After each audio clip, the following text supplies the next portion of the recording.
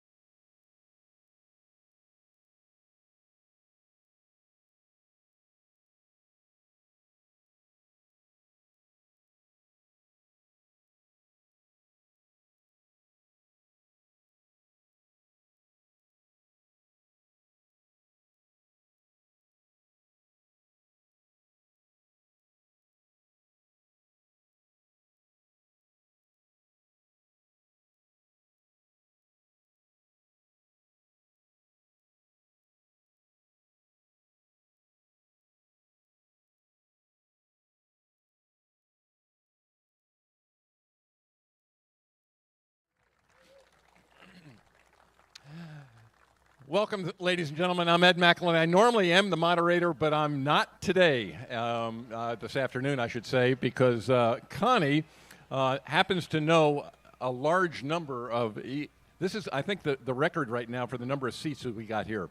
So all I'm going to do is say some thank yous to the appropriate people, let you all know that this is the 25th year of this program that Connie has started with her late husband, Ed.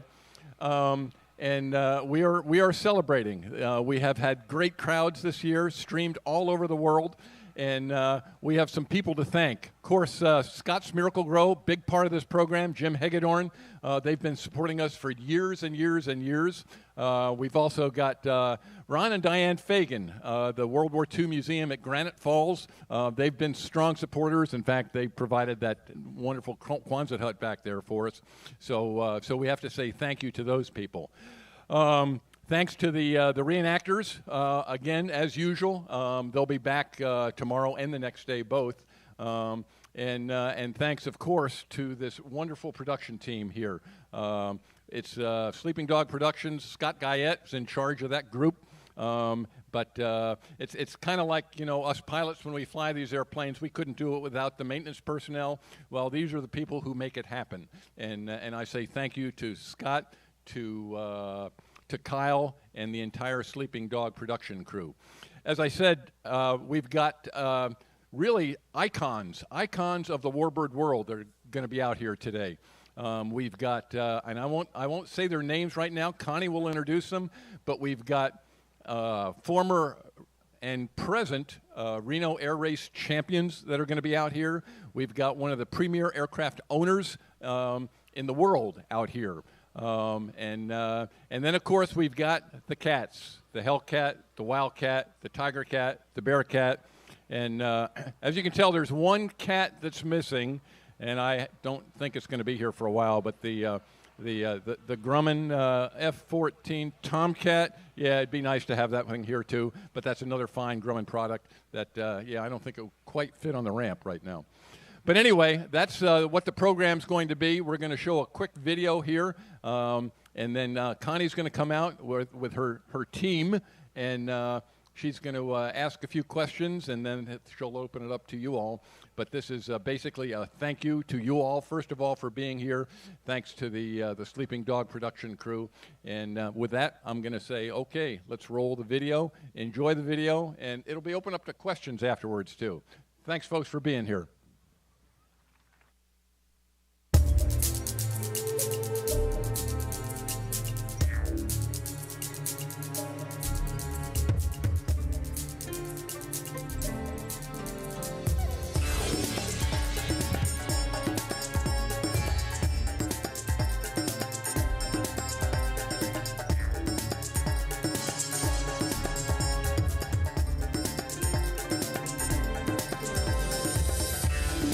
The first airplanes that Grumman built for the U.S. Navy had no nicknames. Those stocky, carrier-based biplanes were simply called the F2F and the F3F.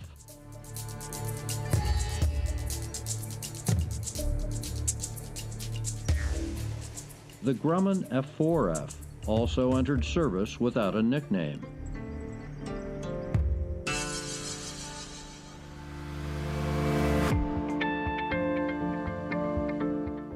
The British Navy adopted the F4F in 1940 and christened it the Martlet, after a mythical bird common in heraldry.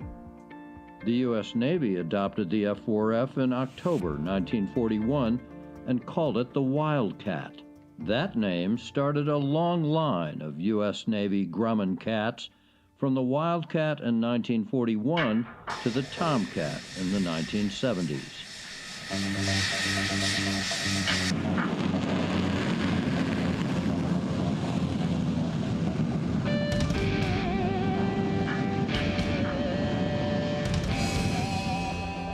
The F4F Wildcat was the principal fighter available to the U.S. Navy and Marines at the outbreak of World War II. It was inferior to Japan's Mitsubishi Zero, but its pilots developed tactics that proved deadly against the more maneuverable Zeros. The Thach Weave was a tactic in which two attacking planes crisscrossed each other. luring a Zero to chase one Wildcat while the other Wildcat shot the Zero down.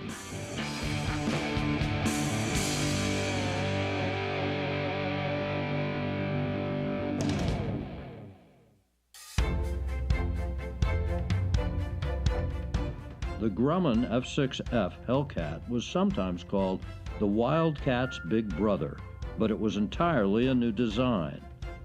It drew lessons from the Wildcat and from evaluating captured Mitsubishi Zeros. The Hellcat entered combat in 1943 and became the principal Navy and Marine fighter during the second half of World War II. It could outperform the Japanese Zero.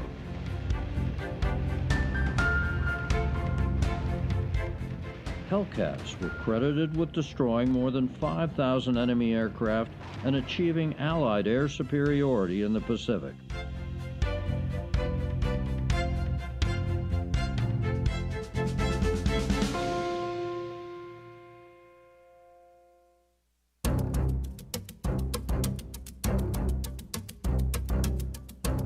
Grumman's F7F Tigercat was the first twin-engine fighter adopted by the U.S. Navy. Arriving too late for combat in World War II, it was used as a night fighter and attack aircraft in Korea. Grumman's goal was to produce an aircraft that would outperform and outgun every existing fighter airplane and would also be effective in ground attack roles. The Tigercat met that goal. U.S. Navy test pilot Captain Fred Trapnell called the Tigercat the best damn fighter I've ever flown.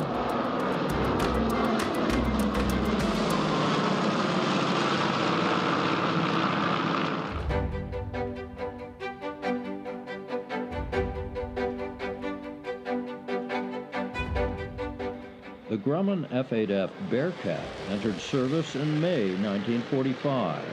It was designed with one quality in mind: climb rate. Wildcats lacked the power for fast climbs, and Hellcats were too heavy.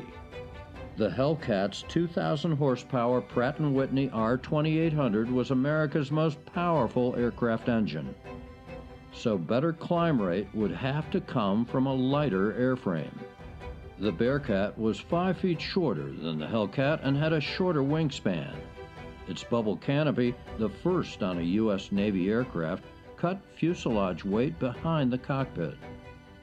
Bearcats first saw action with French and South Vietnamese air forces in the First Indochina War in the 1950s.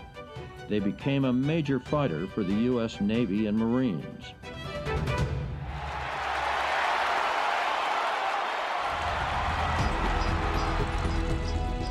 Today, the F8F is popular as a race plane.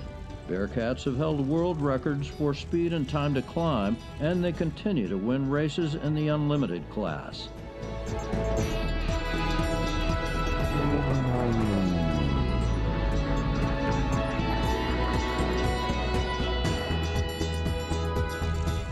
With its cats, Grumman built a legacy of rugged and successful Navy fighters.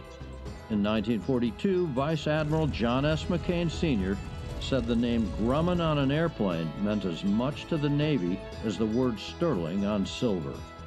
To many, the word sterling didn't sound tough enough, and over time, the company became widely known as the Grumman Iron Works for its solid, dependable Navy aircraft.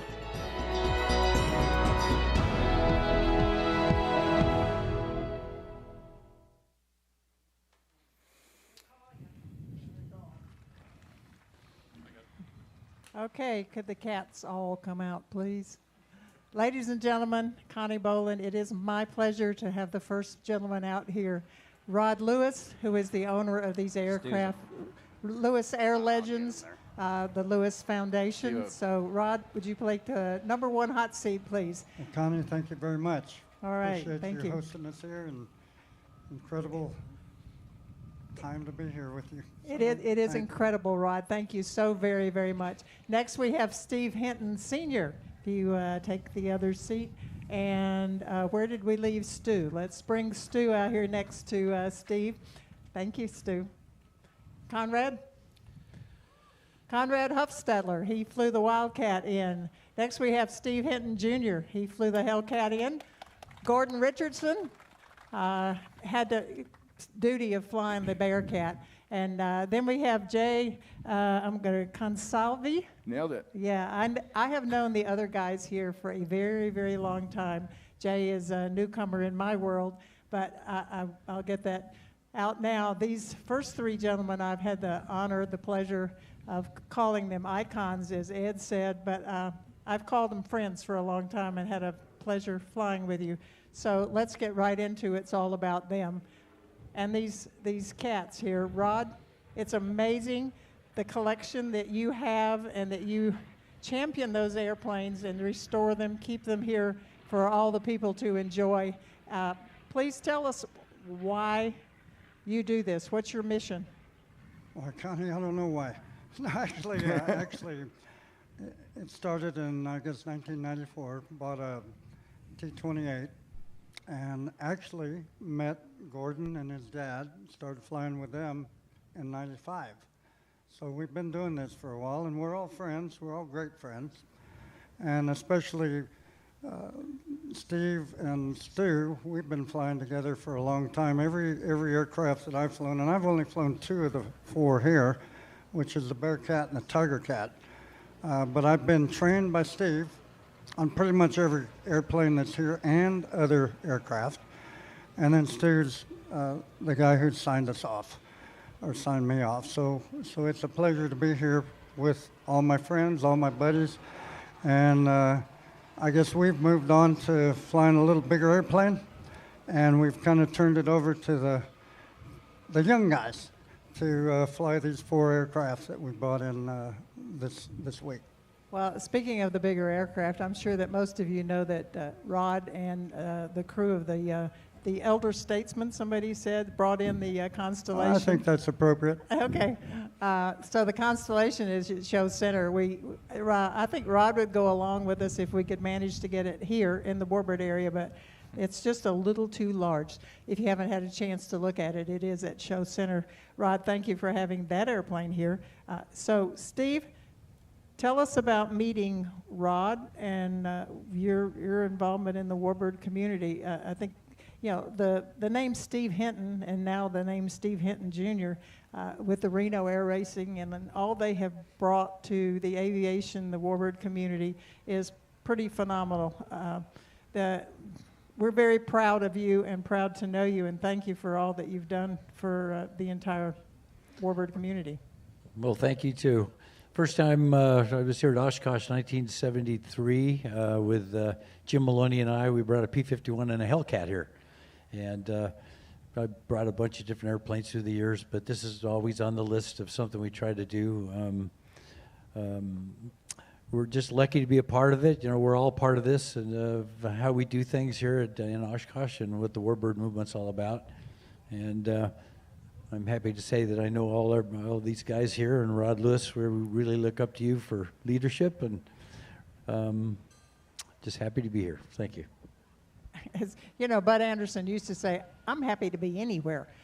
We lost Bud last year about this time at 102, so he was happy to be here for many, many years. So yes, we're happy that you're here. Also, Stu, I had the pleasure of having you check me out in a particular airplane. Maybe we'll get to that a little later. You have given so much to the aviation community, not only with your flying skills, but your sharing of your knowledge and checking out so many people. Tell me a little bit about what's this group mean to you? Well, they've... A little closer, that better? That's better. There That's you good. go. They came to me and asked me to help them with some of the stuff, and you know, I wasn't racing or doing anything there, and this guy kind of changed that.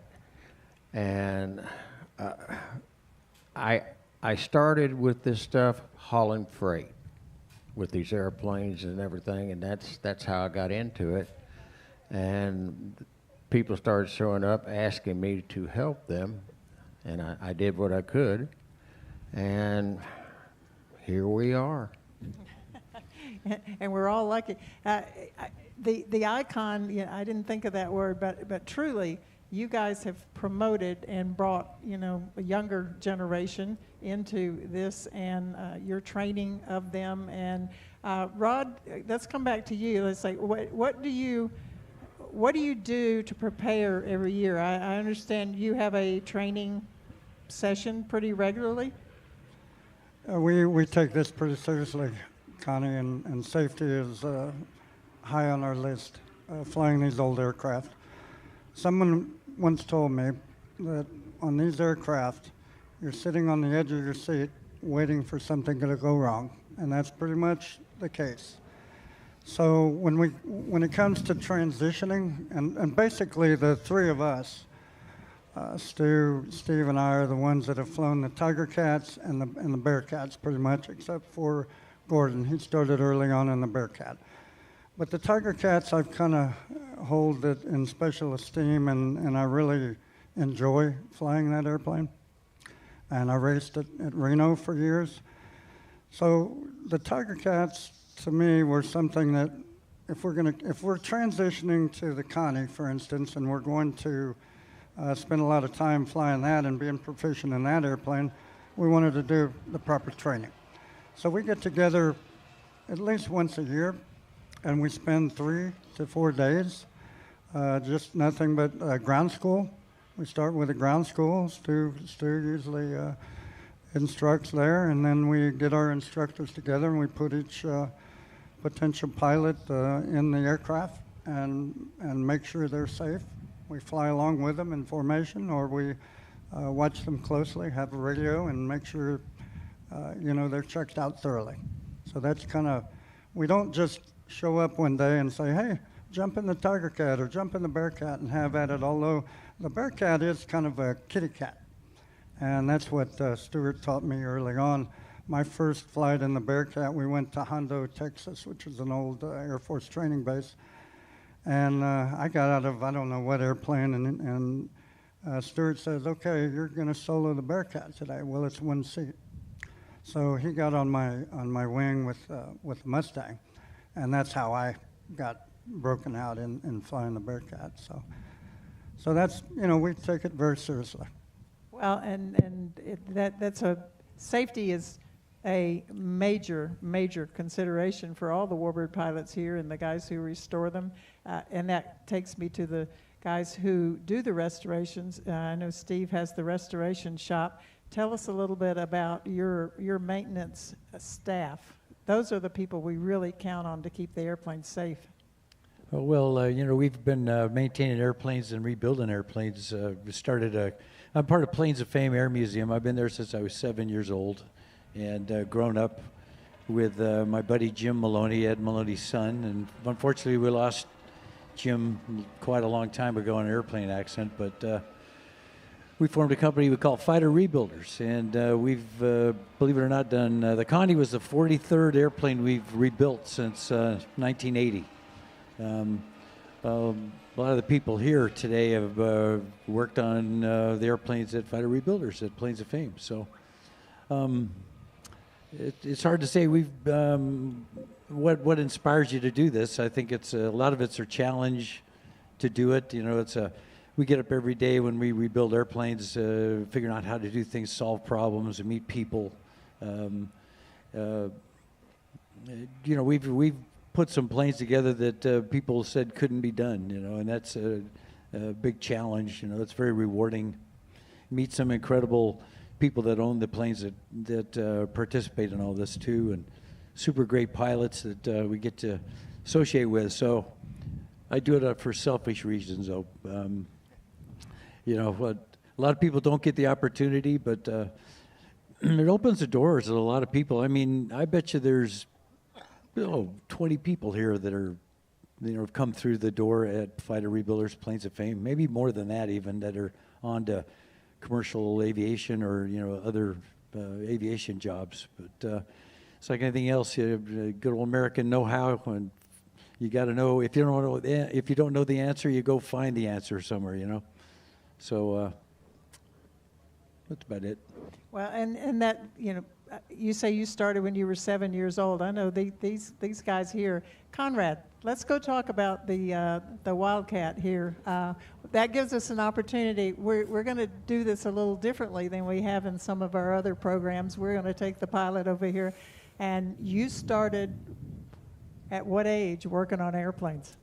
Well, I was fortunate enough to grow up in an aviation family, and we did a lot of airplane rebuilding and flying, so I was thrusted into it at a young age, and we did, my father and I worked a lot together, so I learned first on radio control airplanes. I learned all the skills I needed to transition that into real airplanes.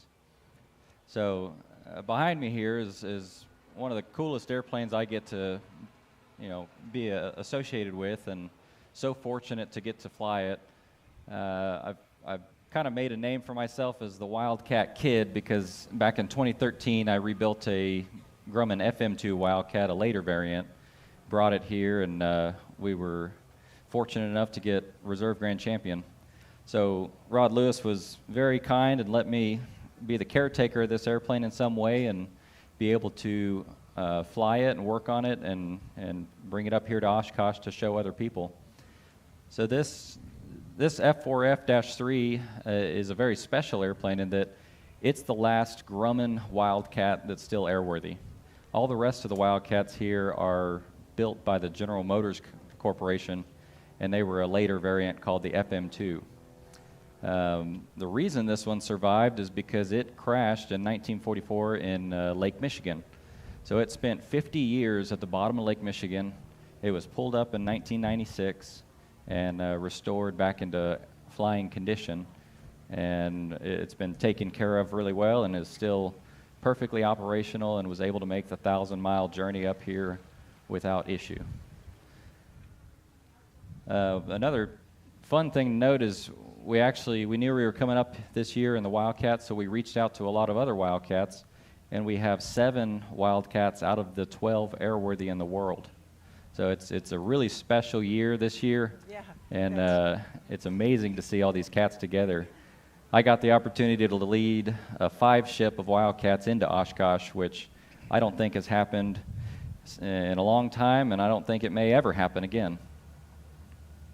Well, Conrad, thank you. I know you gave me a call a little while ago and said, hey, I think we're going to have quite a few Wildcats, and here they are. And hats off to our line crew who got them all out here on the alley together, so that was a nice view for everyone. So of the cats that are here, is the Wildcat the only one that you have flown? No, I've been able to get into the Bearcat. So the Bearcat's, it's really neat to see the lineage of Grumman and how they improve the product. And I'll tell you what, they fixed everything in the Bearcat. The Bearcat is an amazing airplane to fly. I'll let Gordon talk more about it, but yeah, no, that's a fun one to get behind. And I still do like the Wildcat just for its history. The Wildcat fought from start to finish. It was our first-line fighter going into World War II, and it was fighting at the very end. And I'm sure you and Gordon go back and forth a bit. It takes a better pilot to fly the Wildcat than the Bearcat then? Is that what I'm hearing, Gordon? Yeah, the Wildcat has its tricks, but I think it's a pretty easy airplane to fly as long as you respect a couple certain rules. And some of those rules have to do with crosswinds and things. The struts for the landing gear are very close to the center of the fuselage, so it likes to bank quite a bit. If you get a wing up and a crosswind, there's really not much you can do to overcome it. So as long as you respect a couple rules, it's actually a pretty nice airplane to fly. I think we can say that of most airplanes. If we respect them, they will be nice to us. If you ignore those little signs they give you, then they bite you. Yes, ma'am. Yes, okay. Yes, ma'am. I heard that. Okay. Okay, so thank you very much, Conrad. Sure. So Steve Hinton Jr., would you like to tell us a little bit about the Hellcat and maybe a little bit about being the all-time winningest Reno racer? Steve Hinton Jr., his family name is quite a bit to live up to, and I think you're doing very well at that. Steve-O, tell us about the Hellcat. The Grumman Hellcat was the aircraft that really changed the tide of the war in the Pacific for us. 12,275 Hellcats were built. There's only 6 flyable today. A lot of that has to do with the fact that the aircraft was obsolete really by the end of World War II when you had the Bearcat and the Tigercat coming down the line. But the Hellcat kill ratio was 19-1, which means that it shot down over 5,000 enemy aircraft and only lost around 270 Hellcats. The reason it was such a formidable fighter overcoming the Wildcat was really the armament. It had 6 50 caliber machine guns. It was built like a tank. It could take a punch. It could still turn with Japanese fighters that were lighter and more nimble. But it also had the R-2800, which really became, put Pratt & Whitney on the map. The engine is nearly bulletproof. It's 2,000 horsepower. And really, it's just a testament to what Grumman was able to do during World War II. 320 Hellcats a month were coming out of one factory. And whereas North American had factories spread throughout the United States, Grumman had the one factory in New York. So 320 aircraft a month out of one factory is pretty phenomenal. That's pretty amazing.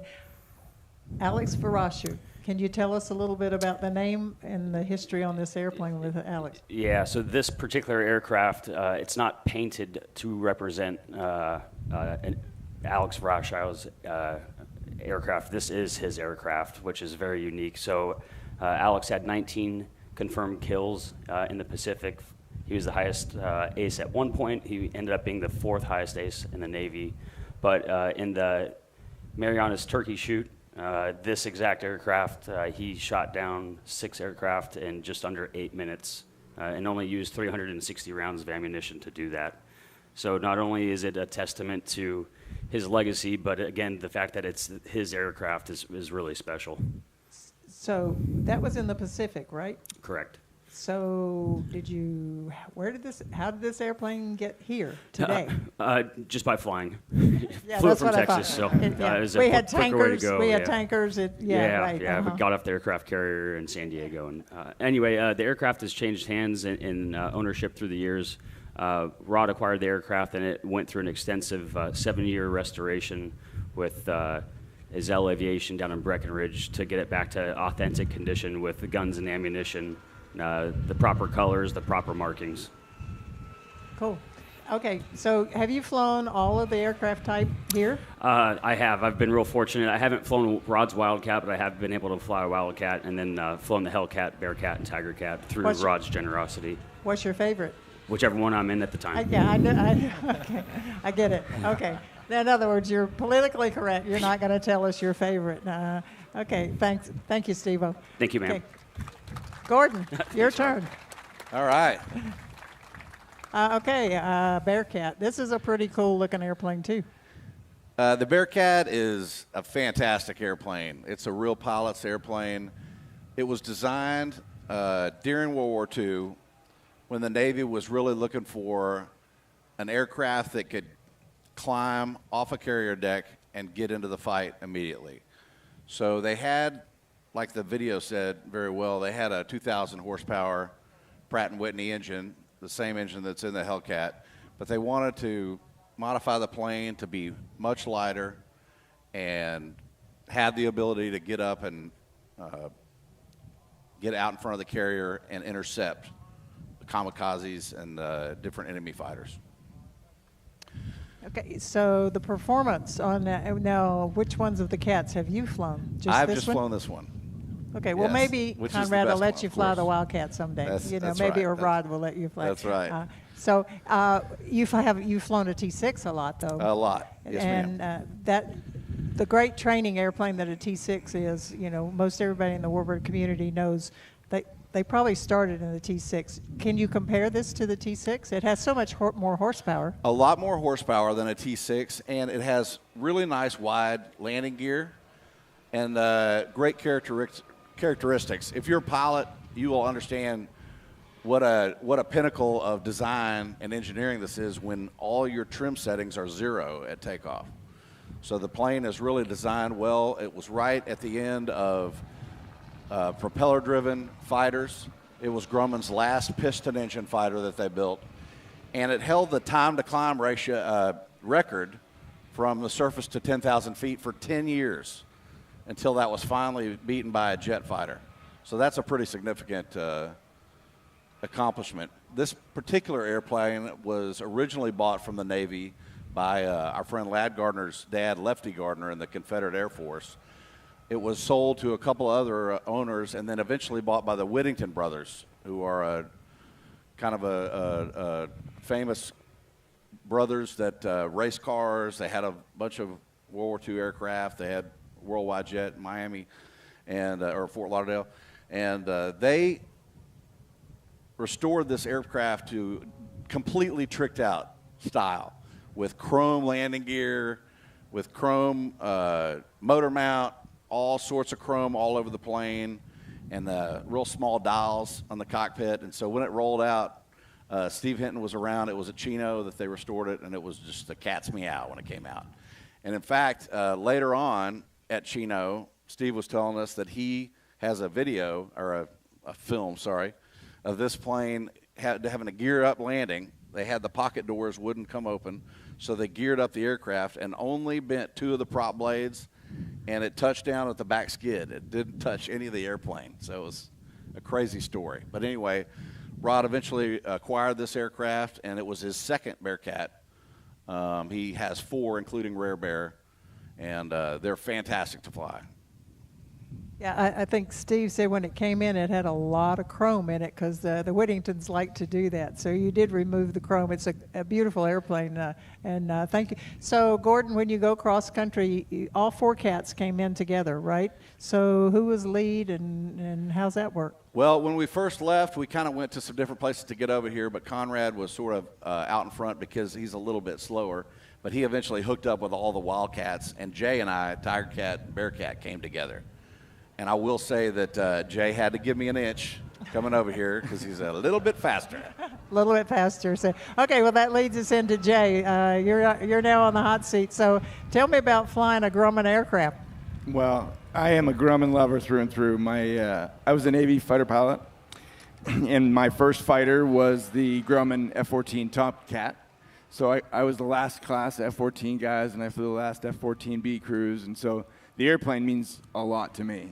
And so when I had the opportunity from Rod to come fly this thing, I said, man, after I flew it, I said, Rod, it's just so significant to me to be able to have flown the Grumman's last twin-engine carrier fighter and now fly Grumman's first twin-engine carrier fighter. It's just really special, full circle deal.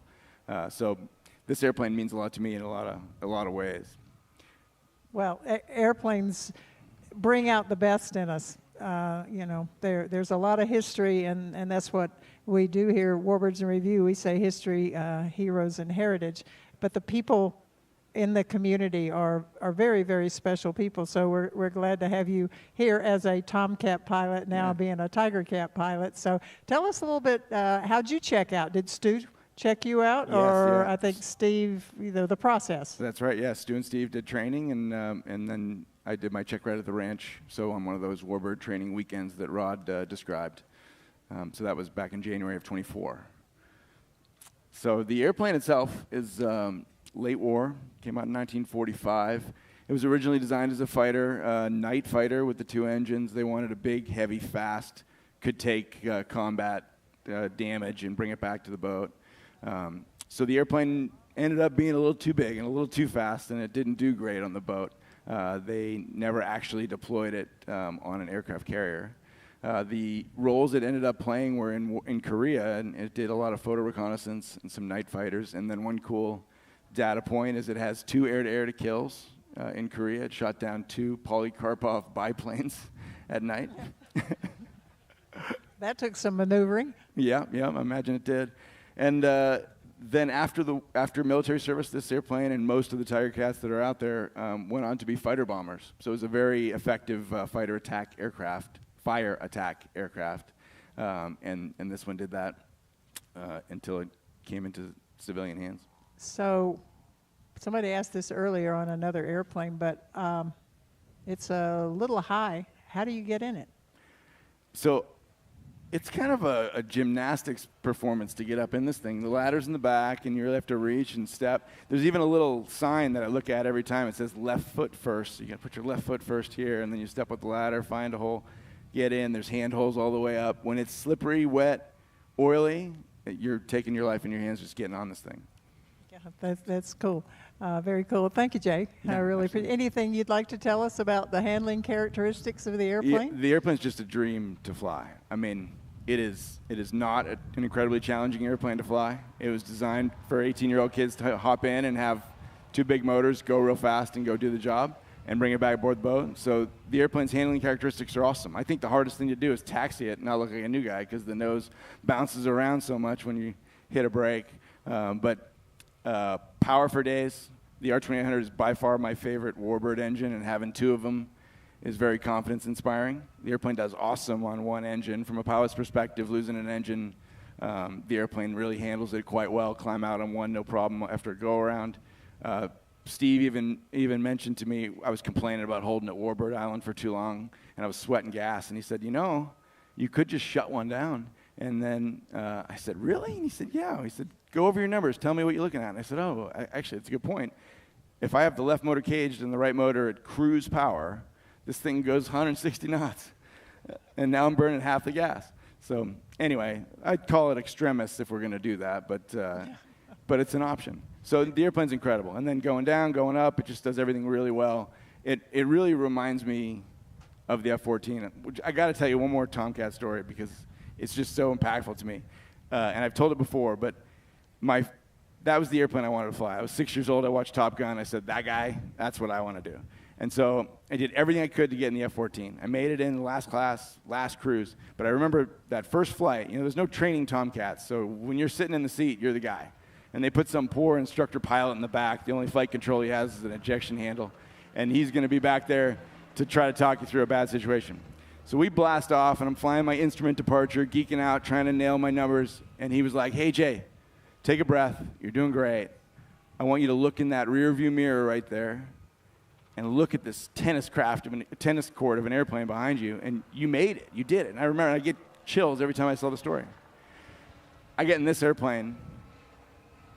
I get airborne. I look out at these 2 R2800s in the same rear view mirror right here that the F-14 had, and I look at the back of this airplane, and I go, oh, my God, I'm here. So thank you so much, Rod, for the opportunity to bring this thing and share it with people, keep it alive.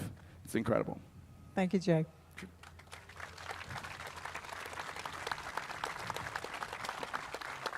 So I didn't set Jay up to do that, but I'll take the opportunity to follow on to that. Rod, there are a lot of people that owe you to say thank you for the opportunity to fly these airplanes, but your mission is to fly these airplanes in tribute to the veterans and everybody who flew them in harm's way, as they say. So I say thank you for all that you do, and tell us why you do that again. Well, Connie, thank you, first of all, and thank the guys who are now able to keep the airplanes flying in the air. We still fly them, but we're doing some other things now, so we plan to get in them at some point in time this year. The reason I do it, I think, it goes back to my dad. He was a fighter pilot in the Air Force, and I kind of want to honor him. He's no longer with us. He'd love to be here. He passed away a couple of years ago, but I think it started with my dad and waking up every morning to the sound of jets. I lived on the Air Force bases. Growing up, went to school in the base schools. And then just meeting all the wonderful people I've met, all the wonderful aces that you and I know through the years. And I think that's what keeps the spark alive in me, to keep all these airplanes flying. Thank you, Rod. And yes, a hand there. And in this interview process, we try to limit our personal stories, but I'll say I've flown with Rod, Steve, Stu, and a couple of these other guys, but more the 3 there, and for the memories I've had on flying trips with you. And a special thanks to Stu. So you don't have to share how you checked me out in the Tigercat, but what's your normal process? How does someone come to fly a Tigercat? Well, first of all, there's opportunity. There's generous people who do that, but tell me about checking somebody out. Well, first of all, they have to find somebody to let them fly it. Well, yeah, that's number one. That's what it That's said. Yeah, kinda it. number one. And it's a little bit more high performance airplane than the others and everything, and it's twin engines, so you've got to, pay attention. The aircraft, as far as I'm concerned, is one of the best flying that we have. I mean, it just goes. And the guys get trained by somebody who is trained in the airplane and got the credentials to sign him off. And they train him, sign him off, and then he would come to me, and I would do all the paperwork and everything, and he would fly for me, and then he's got a license. He's good to go. There is a process. There is a process, yes. And you have done very well over the years of keeping a lot of people safe and make sure that they know the ins and outs of each airplane. Well, I hope so. I hope that's the deal. But if you look at it, what we do and how we fly, we've got a pretty good safety record. We really do. Because we're on the edge. Yeah, well, and it takes a lot of work and a lot of dedication, and that's one thing that happens here is there's a transfer and a sharing of information, maintenance-wise, pilot training and all those things that really work, and you guys do that well with your group, obviously. I can tell Steve's sitting there wants to say something. Well, I was just going to give you a little story about Tigercats. When you grow up, I've had the pleasure and opportunity to fly most of the fighters. Bob Pond bought a Tigercat that was a fire bomber, but it crashed and it disassembled, and fighter rebuilders, we started putting it together, and everybody and their brother comes up and says, "Oh boy, the Tigercat's the best this, best that," and I go, "Yeah, whatever. Look how big it is, though. It's kind of big." And anyway, long story short, after about a year and a half, we get it all ready to go, and I've talked to some guys how it flies or whatever, but I remember my first takeoff, it's like, wow, this thing really does go. And, Bearcat's my favorite prop fighter, and I'll dispute that. I'll argue at that point with anybody here as far as propeller planes go. But that Tigercat is right up there. It holds its energy. It's got so much horsepower. It's a great cross-country plane. Doesn't have enough gas, so you're always carrying a belly tank. And the front tank's the 70 gallons, right, the front tank? 70 in this installation. Yeah. You can watch the gas gauge go down when you select that, so you don't use that one very often. And some of them, though, we've made fuel transfer or, running drop tanks. That's the one thing you got to pay attention. But and that thing howls when it gets going fast, so everybody knows you're inbound when that one's coming in fast. It's quite a machine. And thank Rod again for being able to do this and giving us all opportunities. Yeah, they're all really cool airplanes. The Tigercat just looks cool and it comes through with how it looks. So, Rod, what's your favorite airplane? Oh, wow, that's a tough one. I could go the Steve-O route and answer like he does, but I think I have four favorites. Probably, and they can each move into first place at any time. Of course, it's the P-38, the Spitfire Mark V, actually the Tigercat and Bearcat. So I probably have more time in the Tigercat than any of the aircraft, Tigercat and Bearcat. But I think now I like two engines. I like two or four. So, of course, the more engines you have, the more potential problems too. So, well, yeah. Well, I wanted to tell a quick story. Some of the most memorable times that I have are watching Stu and Steve fly formation aerobatics in the Tigercats, and that's been an incredible experience for me. And I love to just sit on the ground. I don't need to be in the airplane. I just love to watch them up there flying. So thank you guys very much.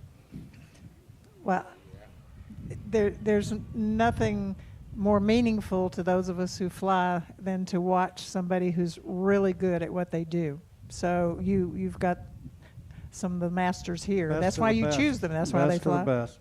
Yeah, that's why they fly your airplanes. And I've been fortunate to know all of you and fly with you, so I thank you again for that. Well, thank you, Connie. I don't know if you remember when we flew into Dayton that night. Yeah, Columbus. We weren't yes, supposed yes, to be I there did. at night. We were supposed to land during the day. Yep. Steve was in the P-38. I was in a Mustang, and you were in a Mustang on my wing. And I want to really thank you. I don't know if I've ever had a chance, but you are a terrific pilot. Oh. Thank you very much. Well, thank you, Rod. Thank you. That was one of my most memorable trips, cross country all the way from San Antonio with the Mustangs, the Glacier Girl, and with you. That was a lot of fun, and I thank you for the compliment. It was definitely one of my most memorable. Couldn't find the runway. Okay, well, I was going to say, we won't go there. Too busy on Steve's wing. Yeah, well, yeah, we won't go into the details there, but yeah, it's like, okay, we'll click the lights up and down a few times, and we'll see something that's moving. Oh, we got in fine. And we did. We did. But you know, that's the training, and that's what you do when you fly these airplanes. You support each other, and they found that in World War II. There's nothing better than a really good wingman, and I think everybody up here would agree with that. So, in closing, we're going to have a little bit of time for some questions from the audience, but I will come back to all of you guys. Is there anything that we have missed that you would like to say to the audience, or any war stories? You probably won't go there. So, have I missed anything, or do we go to the audience? Okay. We'll open it up to questions. I think, why is it always the guy in the back row that you cannot get the microphone to? But while we're doing that, I truly want to say thank you to Rod for bringing not only these aircraft, but the Constellation down there. That is such a, how long was the Constellation restoration? I think it was 10 and a half years. Oh, is that all? 10 and a half years. Does that sound right? Yeah. Well, we're not done yet, like Steve says. You're never still really working done. on it. And same thing with these airplanes. Is there an average restoration time that you can even think about with any of these airplanes? You know, I would like to think 3 years is a good time period, but that has now really been extended. The Hellcat here was a little over 7 years. Of course, COVID was kind of in the way of some of these projects that we had going at the time. But I'd say the average today is about 4 to 5 years. If you want a really good top high-class restoration. Well, our restoration bar has been set very, very high. Yeah, when I first started this 30 plus years ago, it was a different level. Yeah, you don't just put it together and flyable. You put it together like it was in World War II or whatever era. Or better. Or better, actually. We had a mutual friend of ours who said, you can't improve on 1940s technology. Yes, sir, you can, and you have. Okay, gentlemen. Question is for Mr. Lewis. Is there an aircraft that you don't have in your collection that's at the top of your wish list? You know, the Black Widow has always been something I've thought about. Like I said, I like 2 engines or more. So, but there is one out there. I hope to see it fly at some point in time. I don't know what the status of the current Black Widow project is, but do you, Steve? Other than that, I've actually sold a couple of airplanes to a friend. It was kind of difficult to do that, and actually our good friend Ron Fagen just purchased a year ago or so, a year and a half ago, my P-47. We just weren't flying it much, and I'm happy to see Evan and Ron's group flying the heck out of that airplane. So. Well, I'll say that, you know, the Fagens have the absolutely amazing museum up in Granite Falls, and you know that your airplane's going to somewhere where they will fly it and they will take care of it, top notch. I told Ron a couple of days ago, I'm so happy that he was the one and Evan was the one that ended up with this airplane. Yeah. They're like your children. You want to make sure that somebody's going to take care of them. Yeah, they don't go to just anybody. Yeah. Okay. Where do we have the microphone? I'm not looking. Okay, there you are. I just want to thank the panel for bringing all these airplanes out here for us and the public to appreciate them. And I know we've got a ton of air racing experience on the panel, so my question is to all of you, what is a better air racing platform, the Bearcat or the Mustang? And can Steve go first, please? The Mustang. Bearcat. I think it's interesting when you look at just briefly the history of air racing. The race course changed so much through the years. You went from a 10-mile course to a 7-mile course. And, when the Bearcat was really knocking down the winds up there, it was a longer course, and that has to do with wing loading. You look at the leading edge of a Bearcat versus a Mustang, and it was a different mission. The Bearcat's got a lot of horsepower potential with nitrous oxide. But it's really, back in that era in the 90s, it was a coin toss between a Bearcat and a Mustang who was going to be on top. But the course impacts that a lot. I think each airplane is complex in their own ways when you modify it to race, and it's also a handful to fly. I can tell you from my seat, I was the pace plane at Reno Air Races for a lot of years. And I know most of the guys very well who fly. I know who can really fly and who just flies.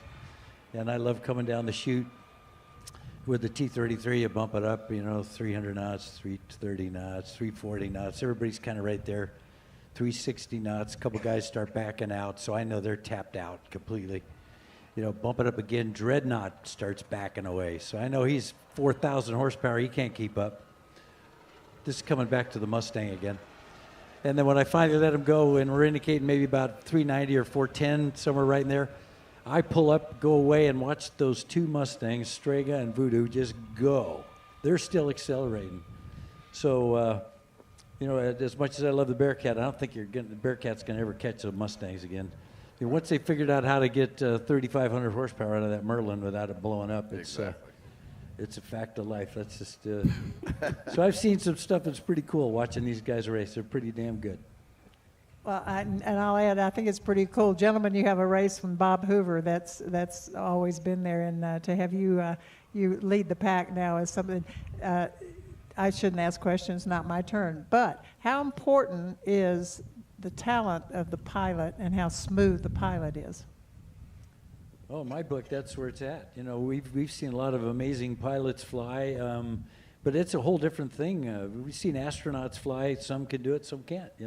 It's the spirit of the person. I've seen some low time pilots or new guys. Steve compared to other ones, but and I know he's my son, but I'm telling you something. I've seen it, and Jay's here to tell you too.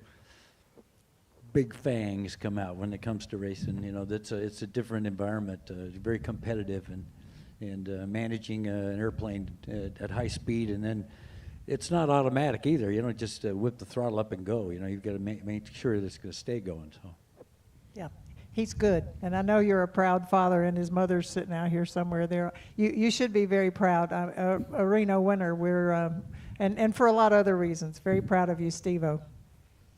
Connie, one comment quickly. The most fun aircraft to race? Tigercat. Okay. Nobody wants to be behind you. Well, yeah, there's a little bit of prop wash going on back there, Rod. Okay, thank you. Okay, Mary has one here. Jeff Detweiler out of Oklahoma City. Thank you guys very much for your passion, your perseverance, and your pocketbooks. That's one of the biggest things that has to come for these to come to life and come back out of history. It was 2001, I believe, at Plains of Fame there in Chino. Was it this Tigercat that was in the back shops covered in dust and dirt? There was one there that I saw, and it was the first Tigercat that I had ever seen in my life, and fell in love with it instantly. But I was curious if which of those, that you restored that plane, I'm sure.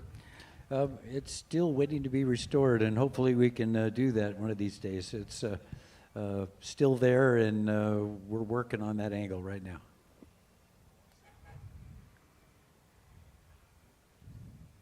Okay, do we have another question? Hello. I'm not finding. There I you are. noticed that the cockpit is very narrow on the, is that a P-38, I think? Or is that what that is? That's the Tigercat. A Tigercat. And I was just wondering about the instrumentation in the airplane. It would seem like you just don't have a lot of room for a lot of clutter. No, there's a lot more room than you think up there. It's very comfortable, and there's all the instruments you need. Thank you very much. You're And, welcome. and fits like a glove, right? That's right.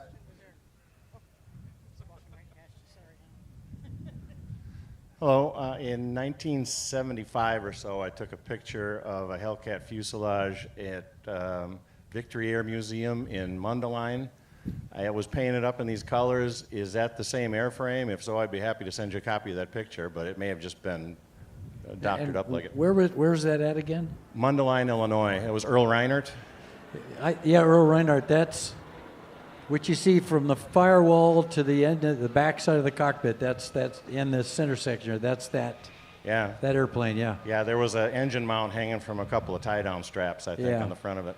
Yeah, if you don't have a picture of it, I'll be happy to send one. Yeah, and the aft fuselage is on Bob Pond's Palm Springs Air Museum Hellcat, because we took it off of that and made that airplane, and then this went on to another. Charles Nichols had it put together, and like I say, this airplane actually was in England for about 15 years as well. It flew there, lots of air shows all over England. Okay, I think we're about out of time, but do we have another question there? Okay, well, if you guys are good, we'll keep taking a few more. Yes, sir. I got a question for Conrad, the Wildcat kid. The Wildcat. First off, thank you for shedding some light on this very underrated warbird. That's my favorite one out of the cats here, so thank you for that, and thank you for getting 7 of them here. It's quite a dream to see 7 of them here. Like you said, it's more, a little over half. But my question to you is, I haven't gotten a true answer on this yet, but how many rotations does it take to get the gear all the way up? And secondly, how is the environment compared to other aircraft when you're taking off and landing off of an aircraft that's seemingly a little bit more mechanical as compared to the other 3? Yeah, well, just to touch on that, the Wildcat is kind of an oddity. It's such a historic and neat airplane. And I remember when I took the one I restored to an air show, I went with my father, and he was in a regular old Flyer P-51, and we both parked, and I'm one of 12, and he's one of 250, and the crowd swarms around the Mustang. So, yeah, the Mustang certainly is a great airplane, and there's a lot that have a big following, but absolutely, the Wildcat probably doesn't get the recognition that it deserves. About its mechanical nature, it's a fun airplane to maintain. The gear is a manual gear. There's visible chains on the firewall that operate the kind of odd-looking mechanism. And I don't recall, I probably ought to count just to answer that, but I think it's 20 or so, or 25 cranks. It's, some guys out there have maybe converted that to hydraulic, but I think that takes away from the fun and the originality of it. But in the Wildcat, the faster you go, the harder it is to crank. So you end up pitching up pretty abruptly and keeping something under 100 mile an hour indicated.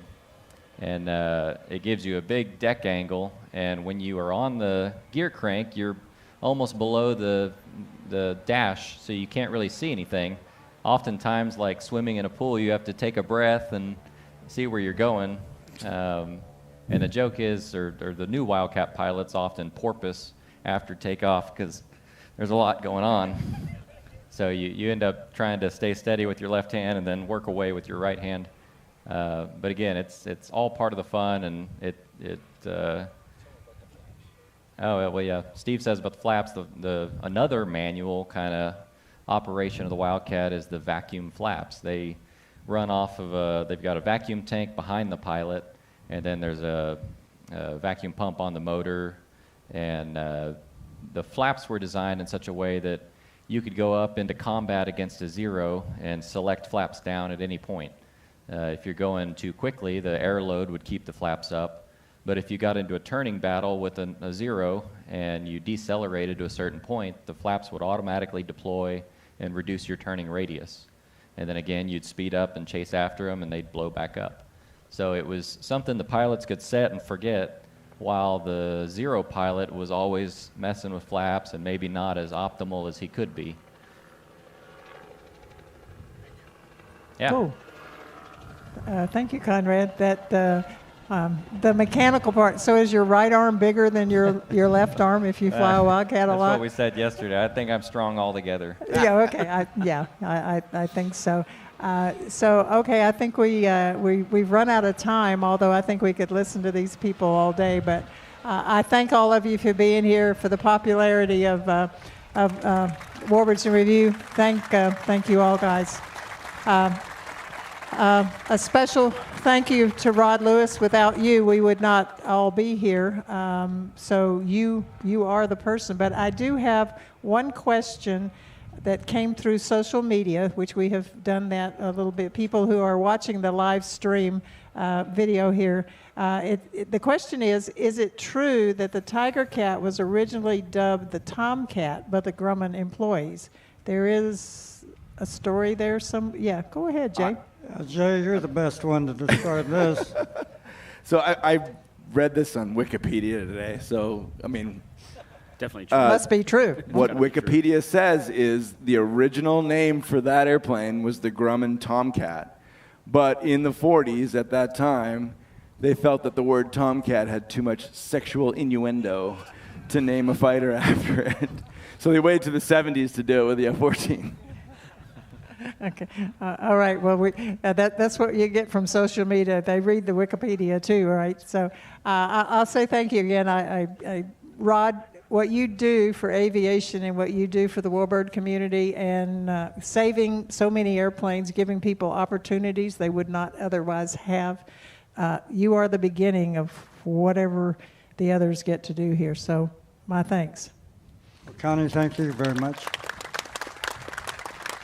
And Steve Hinton, Sr., I can't, your name is synonymous with character and ability and what you've done for the community in so many ways. We really appreciate it. So thank you for being here. Well, thank you, and I just can't believe I still get to do this. Thank you very much. Yeah, isn't that the truth? Stuart, no better instructor, pilot that I have ever flown with, so thank you. We're really happy to have you here. Any words you'd like to say, other than thank you? I know you're going to say that, right? I appreciate the compliment, and I'm going to try to do it a little longer. Yeah, well, we hope you will. We are planning on that. And to Conrad, thank you for what you've done for the Wildcat community with your restoration. Thank you very much. Steve-O, keep racing. Everybody enjoys watching you and your ability. Gordo, and you're hanging around with this Bearcat. I think you're doing very well. Jay, welcome to the group here, and appreciate your service in the Tomcat as well. So, ladies and gentlemen, with that, we'll wrap it up with a big thank you to everyone here. Thank you. That's all.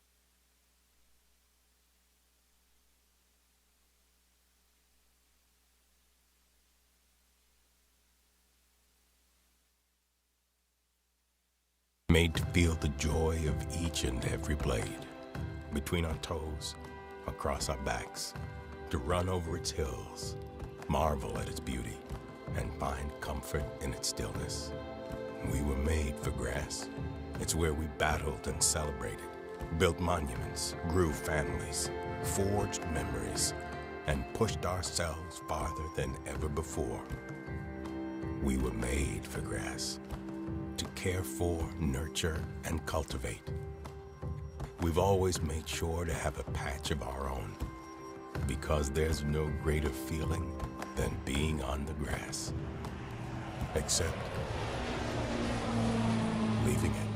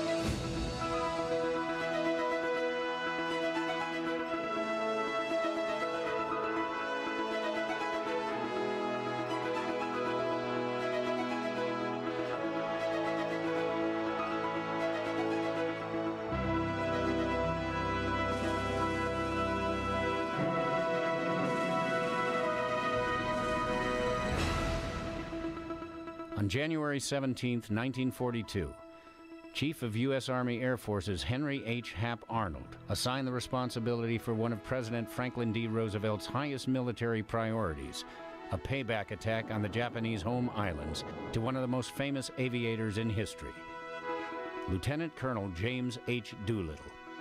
In a mere 66 days, Doolittle had identified the airplanes that could be modified to launch a carrier-based attack some 450 miles from Japan, had assembled the volunteer crews, modified the Mitchell B-25s to give them the range to reach a safe haven in free China after the raid, and accomplished the mapping and charting the crews would require. Now on March 23, 1942, Doolittle assembled the men who had been training for the mission at their training base near Fort Walton Beach, Florida. It was time to fly the planes west to the Sacramento, California Air Depot for final adjustments. As he had before, Doolittle offered any man who wanted to the ability to leave the highly dangerous mission without recrimination. None did. You don't take off on a mission like this without a light at the end of the tunnel. We all thought that somehow we'd get out of it. Well, in the training in Florida, we were always flying just above the water all the time, right down over the river valleys and between the trees. And then we head stopped all the way across the United States to Alameda, down as low as we could fly. Yeah, I think Bill asked me if I would go as his co-pilot, and I said, well, of course. Somewhere along the line, they interject the thing that it was a suicide mission. I don't think it was any more of a suicide mission than the guys taking off from England, going over to Germany. It was just signs of the times, and that's the way it had to be. And that's the way it was, and that's the way it was accepted. I'm Gary Sinise, and this is Missions That Changed the War.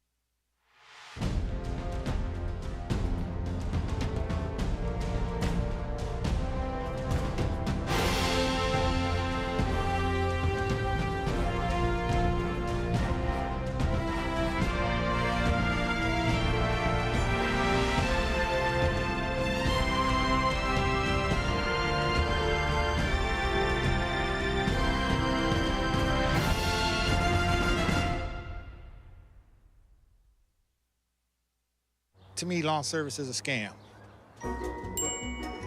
There's no lawn service for you. Unfortunately, I don't trust them very much because I don't know what they're putting down. Nobody's going to pay attention to your lawn like you do. It's the whole point of owning a home is that you maintain your own lawn. We've taken care of this lawn from day one. I take pride in it, and when people tell me it looks good, it makes me feel even better. Do you use a lawn service? Absolutely not. I have you. I know what I'm putting down when I put Scott's down. I'm putting down a great product.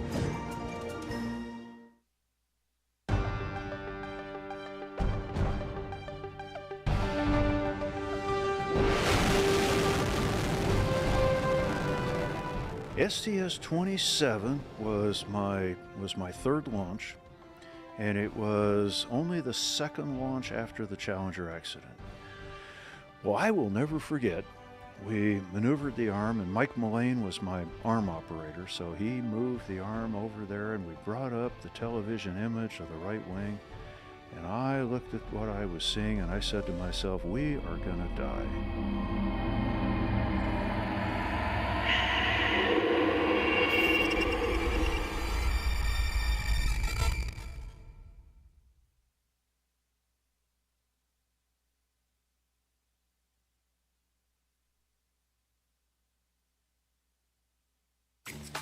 You know, plants aren't so different from us, are they, Ryan?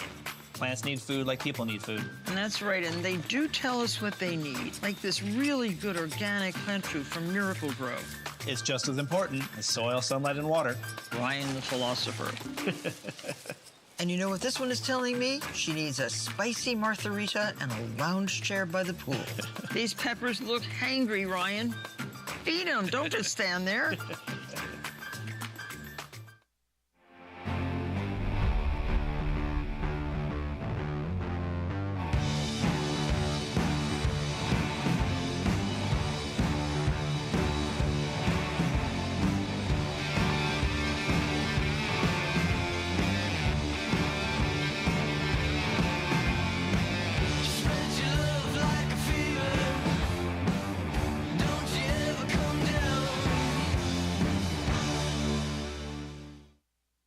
You know, we've started this controversy about whether this is dirt or soil. Everyone's all up in arms about it. So what do you call it? You say dirt, I say soil, you say soil. When do I say soil? I never say soil.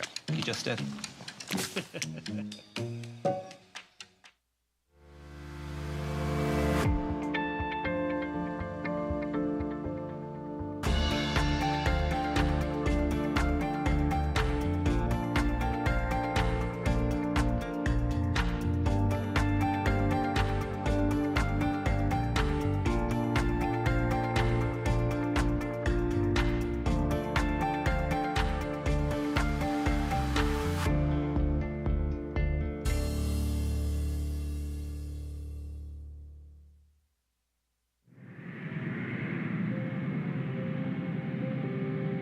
There was a day in 2011 when I'm told I was the highest person on Earth. Literally. On that day, I traveled to the space equivalent altitude of 70,000 feet. Thanks so much. We'll see you tomorrow. It was a voyage to the edge of infinity. For a few minutes that I will remember for the rest of my life, I stared through the frost formed on the canopy of our aircraft as deeply as I could into forever. I'm Gary Sinise, and this was my high flight.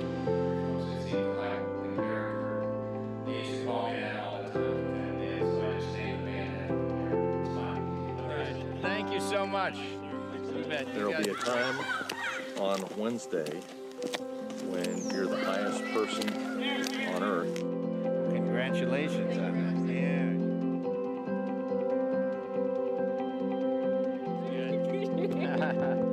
You got it. That'll be good for the wall. How are you? I'm Gary. Thank you.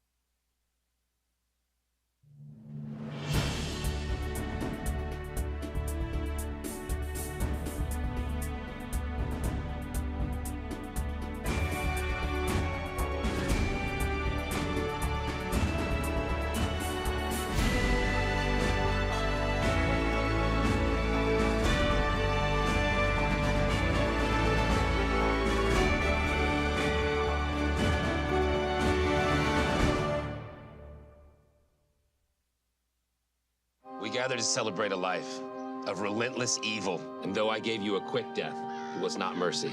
It was Ortho Ground Clear Weed and Grass Killer. Kill 'em all! Ortho Ground Clear kills really fast and for organic gardening. Speed you can trust.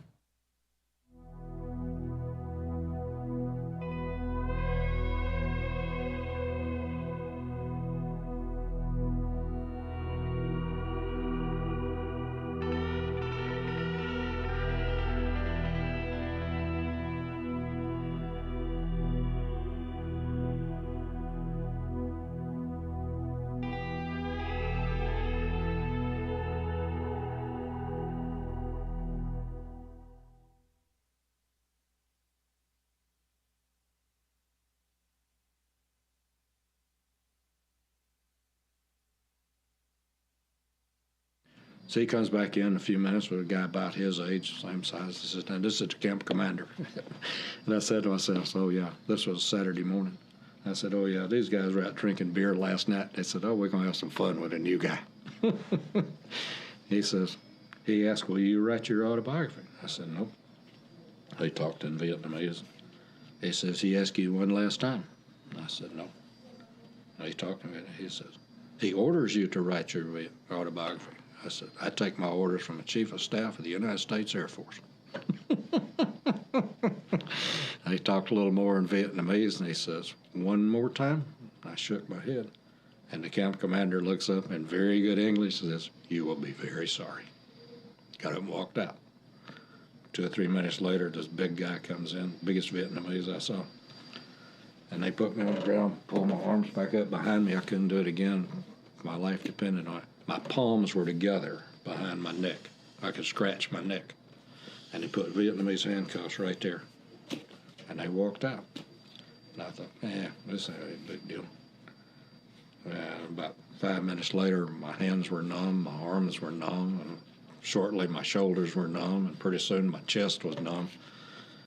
And it proved, for me at least, the whole point was, we can make you do it. What that sergeant had said. We'll show you that we run this camp. You'll do what we tell you to do. Then that night, when you were asking, this was really my low point. When I ate that meal and realized that I had been broken.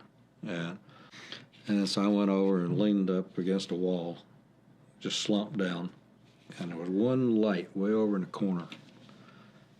And I looked up, and it just kept attracting my attention. And I remember thinking it was like Moses in the burning bush, I guess. And I sat there and I looked at the light, and whether it was a split second or an hour, I can't tell you. But I had an experience of something happened to me, and it was all over.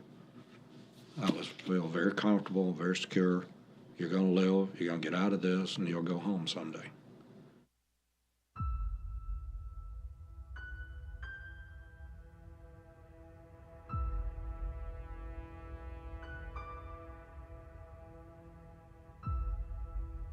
What do you love the most about the WWII races? Camaraderie. Everybody is friends, everybody helps each other, and we're all very professional and have a great time. Some say we're crazy. I'd put it more, we have a deep affliction and a commitment to the skills and the practice of aviation, and we love it. Came for the airplanes and the races, but we keep coming back for the family. The Section 3 people were just all over me, wanting me to autograph every part of their body, and it was great. I love Section 3. If you like P-51s, if you like Warbirds, you like jets, you just like tinkering with airplanes, this is the place. What's the best part about the WWII races? Everything. It's the people that makes it unique. Whole lot of love. Whole lot of love. Whole lot of love. Whole lot of love. Control, Sport Gold take about 3 minutes from the start. Sport Gold Flight Bridge Control, cleared onto the course. Copy, cleared on the course. 230 at 17, gust 27, break. Nice job, guys. Everybody lining it up. Looking perfect. Everybody hold what you got. Bar none, this is the fastest motorsport in the world. Race plane to race aircraft. Gentlemen, you're looking good. Gentlemen, you have a race.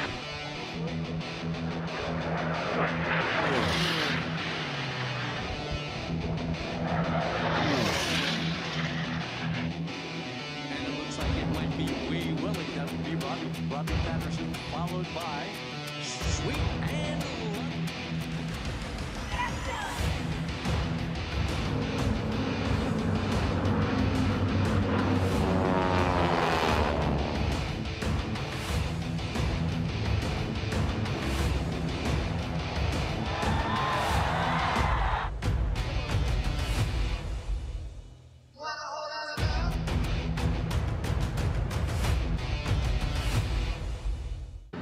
That was fun.